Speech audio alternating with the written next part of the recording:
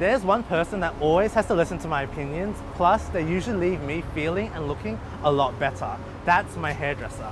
And because of that, a group of climate and social scientists want to equip them with the know-how to talk about climate change. So today we're here at Paloma's Hairdressers to see how they're turning small talk into climate action.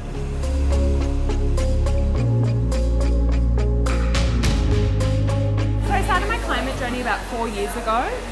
Once I learned about the science of climate change, I then started having really meaningful conversations with my clients in the salon. And from that, I really understood that there's this unique opportunity that hairdressers have to hold meaningful conversation and assist the community with understanding more about climate and what they can do in their everyday life. The program is called a Brushford Climate. I work with a climate scientist of 25 years, Leslie, who's incredible, and work with a social scientist who's incredible. So the whole aim of the program is to obviously invite the hairdressing community, educate them on what climate change is, the science, so they're really grounded in that, and then work with the social scientists on how to have the conversation. And how to hold space for that.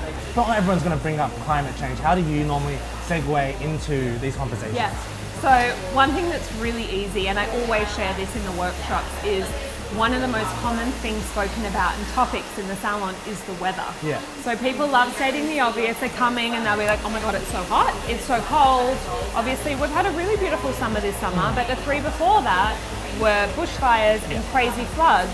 So that is such an easy segue to have the conversation, and it can be as simple as just being like, oh, it's so obvious the change in our weather patterns due to climate change. So the bigger conversations that I have is around what everyone can do in their own everyday life.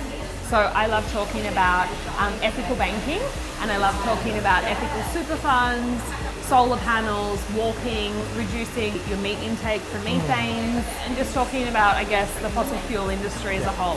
Whenever I'm having the conversations with my clients, they want to know. They're like, Paloma, help me. Like, I feel I'm really concerned, but I don't know what I can do. I'm like, oh my God, here's my checklist. We actually have a checklist on our website. And then often people will message me on Instagram and say, I've actually changed my super fund, I've changed banks, I'm sending emails to my local council about what else they can do. So people are like learning to take action, which is really great. And they're feeling really empowered from that. Awesome.